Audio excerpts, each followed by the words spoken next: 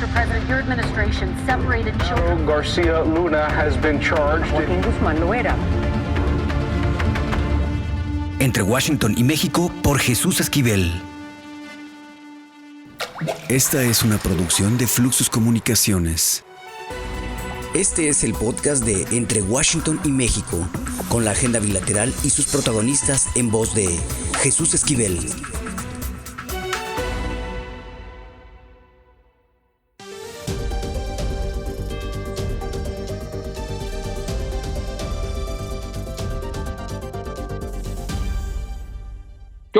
Bienvenidos a Entre Washington y México. En esta ocasión vamos a hablar de un problema que ya es recurrente en varios lugares de la República: la desaparición de lagos y la falta de lluvia. Pero para hablar sobre esto en el estado de Michoacán, le agradezco mucho al doctor Arturo Chacón Torres. Él es un profesor investigador decano del Instituto de Investigaciones sobre los Recursos Naturales de la Universidad Michoacana de San Nicolás de Hidalgo. Un biólogo con mucha experiencia. Gracias, doctor, por estar entre Washington y México. Primero quisiera preguntarle cuál es la situación que se está viviendo en Michoacán en estos momentos. Un honor estar con ustedes, un privilegio. Efectivamente, en estos momentos, si hablamos de estos momentos del presente, estamos recibiendo ya las primeras lluvias. Ya por fin, por los efectos del huracán Alberto, hemos tenido ya un ingreso de las lluvias. Sin embargo, lo que presentó fue una prolongada sequía en México para todo el país. Básicamente en el centro de México es donde más se resintió por la falta de lluvia, y en donde prácticamente todos los ecosistemas acuáticos disminuyeron a menos del 50% de su capacidad de almacenamiento e incluso más. Y una de las situaciones más alarmantes que presentaron fue la disminución del Pátzcuaro y la casi total desecación en el lago de Cuitzeo, que es el segundo cuerpo de agua natural de la República Mexicana. Y obviamente el lago de Chapala, el más grande, también disminuyó alrededor del 50% de su volumen. Y al disminuir el agua, ya ni para qué hablar de lo que había antes en el lago de Cuitzeo, los charales, el pescadito blanco, todas esas cosas están desapareciendo. Efectivamente. Sí, escucho. No, continúe usted. Efectivamente, ya en el caso... Sí, en el caso del lago de Cuitzeo, pues ya desapareció, pero ya desde 1941, el más pequeño de los peces blancos o el más grande de los charales. Queda una especie nada más de charal, muy pequeña, que durante las épocas de sequía se refugia en los tributarios o en los manantiales, en los arroyos tributarios y en los manantiales. Pero prácticamente más de la mitad de las especies nativas de peces que teníamos en Cuitzeo han desaparecido. ¿Y ya no hay solución para recuperar Pátzcuaro, Cuitzeo, Sirahuén y otros lagos en Michoacán? ¿Cómo ve usted la posibilidad de que se vuelva a tener agua? Yo tengo mucho optimismo en que sí se puede. Es un problema de manejo del agua, no es un problema de extinción de lagos. De manera natural no lo existe. Esto lo que sucede ha sido una escasez prolongada asociado a la variabilidad climática, pero principalmente por el crecimiento de la frontera agrícola. Las huertas aguacateras, las huertas de frutillas están creciendo y el cambio de uso de suelo no es regulado, a pesar de que está prohibido por ley el cambio de uso de suelo, el corte del bosque, para poder desarrollar el cultivo del aguacate y de las frutillas. Sin embargo, esto se ha... Sí, escucho. Es decir, las autoridades han cerrado los ojos ante esta problemática. En una gran parte, así es. La Comisión Nacional del Agua ha permanecido totalmente indiferente y a veces hasta cómplice en la cuestión de las concesiones del agua. Entonces, esto ha provocado el saqueo del agua de una manera legal e ilegal de los cuerpos de agua. Como se hace cambio de uso de suelo de manera ilegal, entonces para la irrigación ya no es suficiente ni los pozos ni las norias. Entonces se les hace muy fácil ya bajar con pipas a bombear a los lagos.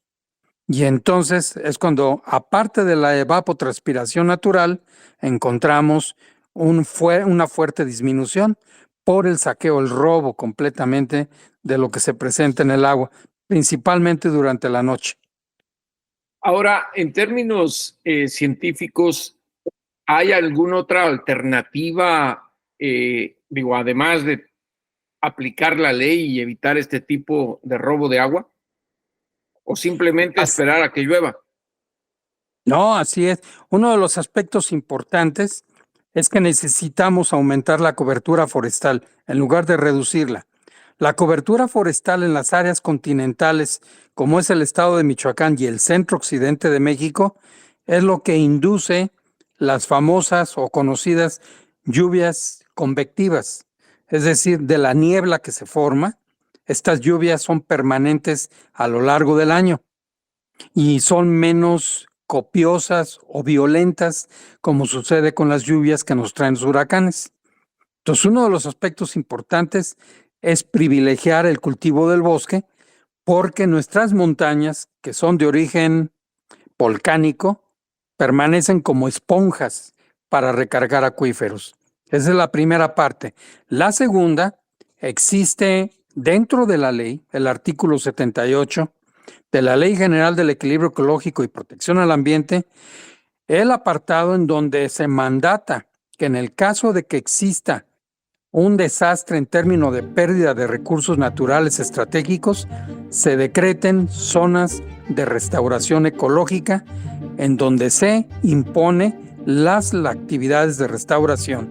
Entonces, este es un apartado que hemos tenido mucho problema para hacerlo cumplir. Y la tercera es que tenemos un aprovechamiento muy irresponsable del agua, es decir, el desperdicio. Por lo tanto, el reto es el cambio de actitud, no solamente la conciencia, el cambio de actitud para ir transitando hacia lo que es la producción del agua, no solamente el uso responsable. Y entonces de esta manera... ¿Nos podría dar un ejemplo más específico en este último aspecto de cómo llevar a cabo lo que nos está planteando? Efectivamente, tenemos en los lagos manantiales que han sido ocluidos. Tenemos desde manantiales de aguas termales hasta aguas profundas y frías. Estos se encuentran ocluidos precisamente por el asolve. Entonces, si rehabilitamos los manantiales, incrementamos el volumen de agua para el llenado de los lagos y de las presas. Esto en las últimas semanas se ha demostrado, donde las comunidades originarias se han dedicado a desasolvar y rehabilitar manantiales. Mañana mismo vamos a ir a medir flujos de agua, en donde hemos encontrado manantiales rehabilitados, y ya no son decenas, sino centenas de litros por segundo que están fluyendo hacia los lagos. Y esto es una labor que ha sido voluntaria de las comunidades ribereñas. No todo está perdido. Definitivamente no está perdido. Existe técnica, ciencia y técnica para restaurarlo. Se requieren voluntades y se requiere la responsabilidad institucional. De no ser así, las organizaciones sociales y la sociedad civil tendrán que tomar el control del proceso. Ahora, doctor, no solo el problema está en la desaparición o casi desaparición de algunos lagos, sino que esto seguramente tiene también consecuencias para la flora y la fauna en un lugar tan hermoso como Michoacán. ¿Nos podría hablar al respecto? Efectivamente, la pérdida de los lagos puede ocasionar en principio la pérdida de las especies nativas que hemos tenido precisamente por miles y cientos de miles de años. Especies como el pez blanco, la cúmara, la choque, el matalote, otras especies más. se pueden perder, que son recursos pesqueros estratégicos y de siglos de importancia para Michoacán, que es un estado pesquero continental. Esa es una parte. La segunda parte es que la falta de la humedad que favorecen los lagos y la regulación térmica acentúan los efectos del cambio climático y se pierden los bosques de pino, que son los menos adaptados a los cambios bruscos de temperatura, especialmente temperaturas altas. Y la tercera es la cuestión de que las áreas de recarga pueden ser también minadas, en donde se desarrolla, por ejemplo, la orquídea michoacana, que es una especie nativa protegida y muy valiosa precisamente en los mercados nacionales. Aparte de ello, lo más delicado es que se aumenta el estrés hídrico. El nivel del estrés hídrico no solamente representa la pérdida del agua y la escasez del agua o el acceso del agua, sino que junto con ello es la pérdida de la capacidad para producir alimentos, problemas de salud pública, la especulación del agua y sobre todo lo más alarmante es la pérdida de la gobernabilidad en el Estado mexicano. Es lo que nosotros consideramos como grave y que puede tener un riesgo muy alto si no se aplican soluciones ya. Pero imagino que también la deforestación de algunos bosques ha provocado la pérdida de otras especies de animales, ¿no? No sé cuál sea la situación, por ejemplo, con los venados en Michoacán. Efectivamente, tenemos todavía especies mayores. Las especies, mientras son mayores en talla y volumen, se consideran mejores indicadores de calidad ambiental y diversidad biológica. Sí tenemos los venados, efectivamente, pero son en lugares fragmentados sin corredores biológicos. También tenemos la presencia del puma y tenemos algunos otros organismos pequeños, como el caso de los tejones y demás, que pueden servir, pero efectivamente estos organismos quedan cada vez más aislados en las partes más altas de las montañas o en las barrancas. Todo lo contrario, donde quedan fragmentados y obviamente expuestos tanto a la depredación del hombre como también al efecto del deterioro del hábitat y en donde no encuentran alimento y también disminuyen su capacidad de reproducción y de reclutamiento en las poblaciones. Efectivamente, es un efecto en la biodiversidad mayor y esto pues lo estamos viendo, sobre todo en las últimas montañas que quedan con zonas boscosas. Ahora, doctor Chacón, con la siembra de árbol, la reforestación, ¿cuánto tiempo tarda para que se recupere en parte lo que se ha eliminado y que ha causado estos problemas de la carencia de agua? Aquí tenemos la necesidad de reconstruir de una manera paulatina.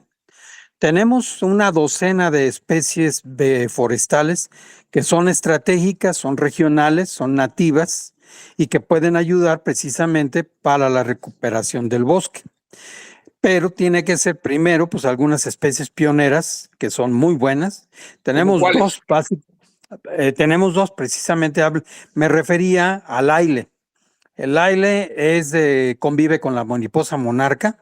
Su nombre científico es Alnus acuminata y esta especie es muy importante porque puede crecer incluso hasta 2 metros por año, lo cual significa que en el término de 5 años tenemos bosques de 10 metros de altura, que son suficientes para recuperar. Son especies pioneras. La segunda especie es el fresno. El fresno es la especie Fraxinus udei, el cual también puede alcanzar a 1,5 metros, 2 metros de altura por año, bien cuidados, y esto permite también a la vez consolidar el suelo y el bosque. A partir de ahí ya se pueden pensar en otras especies como el cirimo, que es una especie que crece en las cañadas y que es la fuente de la madera con la que elaboran las guitarras de paracho, por ejemplo. Es una madera muy fina, pero esta requiere pues cobertura forestal para poder desarrollarse. Y finalmente los pinos y los oyameles, que son también colonos, pero de una cobertura forestal más consolidada y más privilegiada en un momento dado. Por eso tenemos las especies, tenemos la manera de germinarlas y tenemos la manera de reforestar. Caso diferente es el caso de Cuitzeo, porque ahí lo que hay de población son los mezquites. El mezquite es una de las maderas más duras que hay en el planeta. Sin embargo, su crecimiento es muy lento, pero es una especie muy resistente. Se ¿Cuánto adapta tarda? a las Puede tardar hasta prácticamente 15 años en crecer 10 metros. Yo tengo una en mi instituto que planté y eso me ha dado un promedio de 15 metros por 10 años aproximadamente de crecimiento, pero con regadío. Pero es una especie muy dura de madera, está adaptada a condiciones semiáridas, entonces no requiere las atenciones que requieren precisamente las otras especies más delicadas. Pero Cuitzeo requiere esa especie porque de ahí es y de ahí se han formado los tipos de suelo que pueden ser propicios para el mezquite. Y otras especies como el huizache, el guamúchil y otros más que son condicionados a las condiciones semiáridas que tenemos en la región fronteriza con Guanajuato del lago de Cuitzeo. Ahora, doctor, y le voy a hacer esta pregunta, tal vez esté yo equivocado o no estoy descontextualizado, pero ¿ha afectado, aparte de los grandes capitales, al saqueo del agua, el crimen organizado que impera en Michoacán? Definitivamente siempre han encontrado una oportunidad cuando se presentan las crisis de lo que es la pérdida de un recurso. Sucedió en la pandemia, ha sucedido en otras partes. Aparte de los sistemas productivos consolidados como el aguacate, el limón, la guayaba y otros productos, así como el acero, la extracción del acero, también ahora los estamos encontrando primero en la parte de lo que es el agua y lo que son sus productos, se puede decir, la cuestión del transporte de las pipas de agua, las bombas, lo que se ve, los cañones antigranizo y todo este tipo de actividades adicionales, secundarias, pero que también tienen cierta posesión. Siempre existe una oportunidad para ellos de involucrarse. Y aquí ha sido un ejemplo en la parte norte del lago de Pátzcuaro, donde incluso ya ha habido conflictos directos, confrontaciones directas con las comunidades originarias. ¿Las autoridades están tomando cartas en el asunto o simplemente de vez en cuando lo hacen? Están rebasadas, definitivamente. Cuando se trata en este tema, siempre están rebasadas en ese sentido. Primero es porque existe cierto grado de corrupción, indiferencia y en otros grados de complicidad. Entonces, pues no actúan tal vez por interés o no actúan también por indiferencia o no actúan porque también hay intereses compartidos. ¿Y a las comunidades cómo les ha afectado? Es decir, ¿se están despoblando algunos lugares? ¿Qué ocurre? En las comunidades está sucediendo un proceso muy interesante. El domingo estamos organizando un foro precisamente de comunidades en la región de Pátzcuaro. Por lo mismo necesitamos un diálogo de saberes. La primera es que efectivamente ante el impacto y el colapso de la pesca, entonces los pescadores, las familias se han fragmentado y entonces algunos se van a los Estados Unidos, otros se van a las capitales como Guadalajara, Ciudad de México, Morelia, etcétera, para poder completar las jornadas y quedan las familias esperando. Y la pesca ya no es una solución.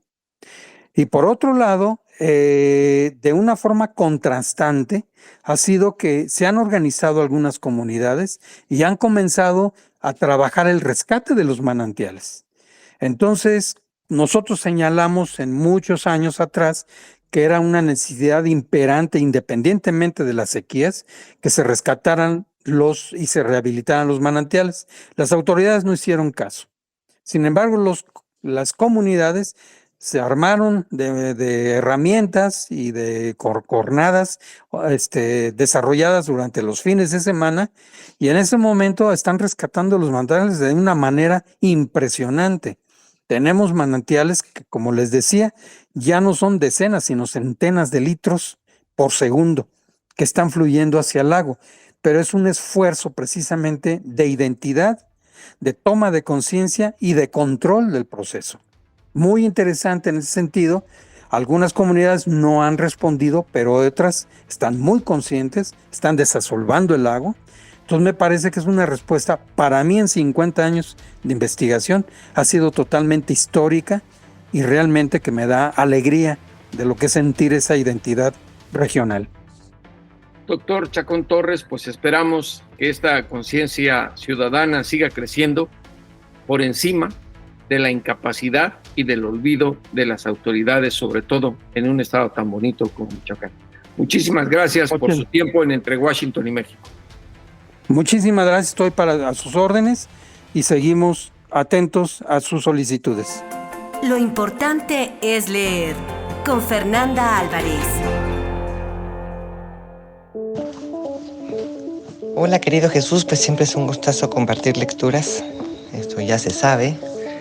Y traigo como novelas divertidas y reflexivas desde distintos puntos de vista y con distintas preguntas que yo creo que ahora que te cuente de ellas al final se tocan esas preguntas. Pero como parece que hablo un poquito el vacío, primero te voy a hablar de una novela de ciencia ficción que se titula Invasión Silenciosa, de un autor regiomontano llamado Genaro Martínez. Él hace un mix muy interesante entre la arqueología y los extraterrestres. Es la historia de David, que es un paleontólogo que está haciendo búsquedas en el norte del país y encuentra entre un fósil de un dinosaurio un artefacto muy extraño como entrelazado entre las patas. Entonces a raíz bueno, quitan el artefacto y a raíz de eso es que empieza toda una serie de aventuras, persecuciones, en fin, exilios, narco, ¿no? Para descubrir que este es artefacto que se vincula directamente con la existencia de los extraterrestres, una existencia previa, por supuesto, a siquiera el origen del ser humano. Entonces una novela es muy entretenida y una de las preguntas que surgen, por supuesto, es pues, ¿qué somos nosotros los seres humanos, ¿no? A final de cuentas, ¿qué implica esto de la existencia? Ciencia versus religión un poco, ¿no? Y bueno, todos los engaños y persecuciones que hay en la novela pues la hacen muy entretenida, muy bien lograda, muy bien construida y pues es una de las que vengo a recomendarles. Y la segunda novela está en un lado opuesto, ahorita no sé si opuesto, pero bueno, está en otro lado de donde van a surgir casi, un poquito casi, esas mismas preguntas. Se titula Si los gatos desaparecieran del mundo, es de un autor japonés llamado Genki Kawamura. Es una novela corta, muy entretenida también porque el autor es muy hábil, él es periodista de origen y también es cineasta, entonces claro, tiene otra visión para construir literatura. Y es la historia de un chico al cual acaban de diagnosticar pues que ya tiene un tumor y que está en sus últimas etapas o meses de vida. Él es cartero, ya vive solo, su madre falleció hace tiempo y solamente vive con su gato que se llama Cole. Entonces, cuando regresa a su casa, lo primero que hace es advertirnos a nosotros como lectores que va a escribir esta carta como especie de testamento, que es el libro. Y cuando regresa a su casa, después de esta triste noticia, encuentra, por supuesto, a su gato Cole, pero al lado a una persona que está idéntica a él, solo que viste de manera distinta, es decir, con bermudas y una blusa hawaiana, cuando nuestro joven personaje pues siempre se viste un poco más discreto, ¿no? A partir de ahí pues descubrimos que es el diablo, se presenta como el diablo y dice, oye, pues te traigo un ofertón, como no soy tan mala persona, pues en realidad dice que te mueres mañana, pero pues eso, quiero darte a elegir y para que puedas vivir más días o más tiempo, y en estas elecciones que tú vayas haciendo vas a elegir un objeto o algo que existe en el mundo que quieras tú utilizarlo por última vez en tu vida y eso va a desaparecer al día siguiente. Entonces, claro, pues podrán imaginar o podrás imaginar que a raíz de estas peticiones y de esta conciencia de finitud, ¿no? Del poco tiempo que ya le queda a este joven, pues nosotros también como lectores, a pesar de la risa, ¿no? Porque termina hablando con Cole, el gato le habla, al final de cuentas pues es el que le da más paz y más consistencia a su vida o importancia a su vida, pero pues va a ser inevitable que no nos preguntemos pues justamente qué haríamos en el final de nuestras vidas si supiéramos que vamos a morir, qué elegiríamos desaparecer, ¿no? Darnos cuenta también de esas cosas que uno elige que desaparezcan, pues también afectan a todos. Vale la pena ser así, vale la pena arriesgar la vida de los otros o hacerles cambiar su vida simplemente porque nosotros vivamos un día más. En fin, son un montón de reflexiones y te decía por eso como puntos de vista distintos, pero creo que al final de cuentas, tanto Invasión Silenciosa como Si los gatos desaparecieran, nos hacen preguntarnos pues qué es la vida, ¿no? Como seres humanos. Creo que en ese punto son estas historias tan disímiles, con unas intenciones tan distintas, donde la ciencia ficción pues procura eso, ¿no? Como la duda de la existencia de los extraterrestres, qué implicaría si llegaran a la Tierra, desde cuándo existen, ¿no? Y si los gatos desaparecieran, pues justo la finitud, pero creo que sí se tocan en este punto de qué es vivir finalmente, y que si mañana esto se acaba, fuimos felices o no en esta tierra o en esta vida. Así que nada, Jesús, pues quedamos con estas preguntas, con estas lecturas, espero que las disfruten. Amantes de gatos, por supuesto, vayan con Kawamura, y amantes de extraterrestres, pues vayan con Genaro Martínez, y que disfruten estas lecturas, que estoy segura pasarán un buen rato. Estaba pensando yo con cuál bebida sería la correcta, pero creo que aquí con cerveza en ambos casos nos funcionan muy bien. Así que muchas gracias, Jesús, y un abrazo. Pucha Play con Gonzalo Lira. Ya llegó y ahora sí, puntualito, como británico. Gonzalo Lira Galván y Pucha Play entre Washington y México. ¿Qué nos tienes, mi querido Gonzalo? No sé si como británico, Jesús, pero sí como trabajador de primera necesidad, los del primer frente, esos que mantienen a la sociedad pues fuera del desorden. Y precisamente esta semana quiero hablar un poco de eso, porque pues la temática que están abordando tiene que ver con las cosas que ignoramos, las cosas que damos por hecho, eso a lo cual le damos la espalda porque estamos más ocupados en la vorágine de la información, del trabajo, de la productividad, y eso de repente nos hace dar por sentado muchas cosas, entre ellas, pues bueno, los recursos naturales, pero también yéndonos al lado más humanista y más empático por las demás personas. Hay muchos empleos, muchos trabajos que muchas personas dan por hecho, dan por sentado. Y tuve la oportunidad de platicar en el Festival de Cine de Guadalajara con Luciana Kaplan, que ella presentó un documental muy interesante llamado Tratado de Invisibilidad.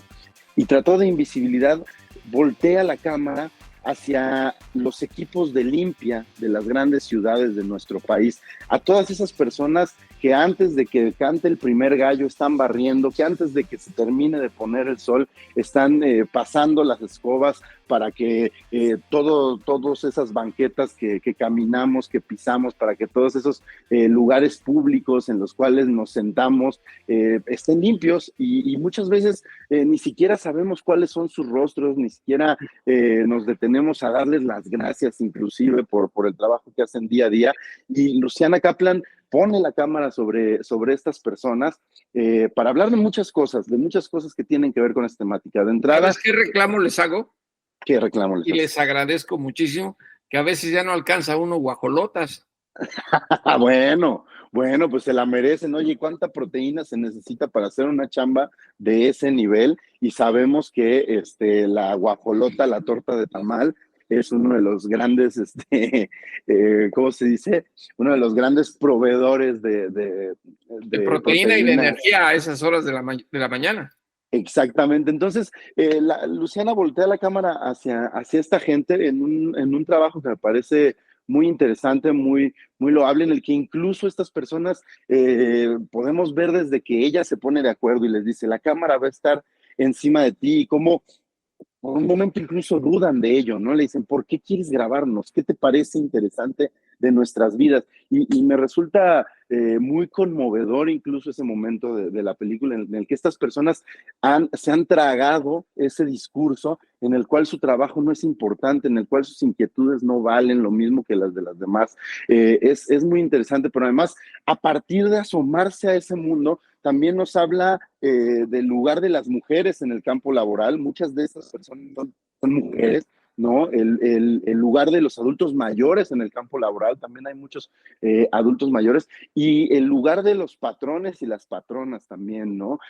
Como en otros episodios hemos hablado de esta sociedad que no es horizontal, que es vertical, como estos personajes, estos jefes, pues se sienten por encima de los derechos de estas personas que muchas veces pisotean o siquiera o incluso ignoran, ¿no? Vamos a escuchar qué es lo que le atrajo a Luciana Kaplan de este tema y por qué Tratado de Invisibilidad fue una de las películas ganadoras del Festival de Cine en Guadalajara y una de las más importantes en su carrera.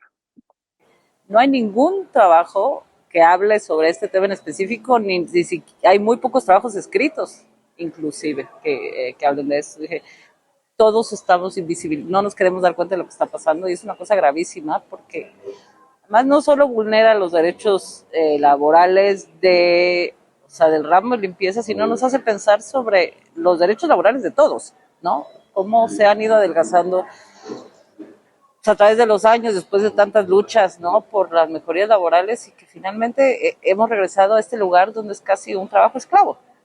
Y creo que es algo que hay que empezar a hablar y cada vez más. Y obviamente, pues las más vulnerables acaban siendo las mujeres y las mujeres que se ocupan de la limpieza y más grave aún las que están limpiando las ciudades, los espacios públicos, que deberían ser trabajadores del gobierno mucho mejor en una situación laboral pues más legal, ¿no? Con sus derechos laborales mínimos, y eso no está sucediendo, pero nadie lo sabe. Pues ahí lo tienes, Jesús. Yo creo que el Tratado de Invisibilidad va a ser una película que a muchas personas les va a hacer no solo cuestionarse lo que decía yo al principio, ¿no? Cómo nos dirigimos, cómo valoramos, cómo evaluamos el trabajo y la existencia de estas personas, sino el de muchas tantas más que se dedican a recoger la basura, que se dedican a regar los jardines, ¿no? Las jardineras de la ciudad, los camellones, en fin. Hay una infinidad de trabajos que han sido ignorados, que no son tomados en cuenta, que son dados por sentado, que son infravalorados y que, hay que decirlo, por estas estructuras de poder que no entienden su importancia y que por eso muchas veces terminan pues, perdiendo los votos populares, la verdad. Y que son muy visibles estas personas y serviciales para lo que necesitamos, sobre todo en pueblos y ciudades, en donde los gobiernos, me refiero a los políticos, se quedan con los brazos cruzados. Totalmente. Tratado de Invisibilidad creo que los hará más visibles en nuestra conciencia como ciudadanos. Así es, Jesús, así es, échenle un ojo, ya pronto estará por ahí dando la vuelta en algunas ciudades y seguramente llegará también a algunas plataformas. Gonzalo Lira Galván, en Entre Washington y México, puntual va a ser para salvarme un par de guajolotas la próxima vez que visite a la Ciudad de México. A la orden para eso. Abrazo, Gonzalo. Abrazo para ti, Jesús, también. Y ahora sí, como siempre, un pedido a los criminales y a los políticos: devuélvanos a ese México que nos arrebataron. Hasta la próxima, aquí en Entre Washington y México, el podcast.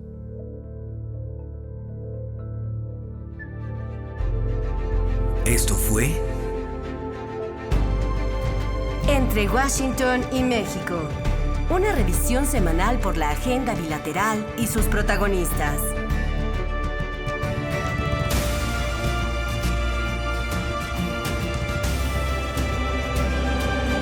Entre Washington y México. Esta es una producción de Fluxus Comunicaciones.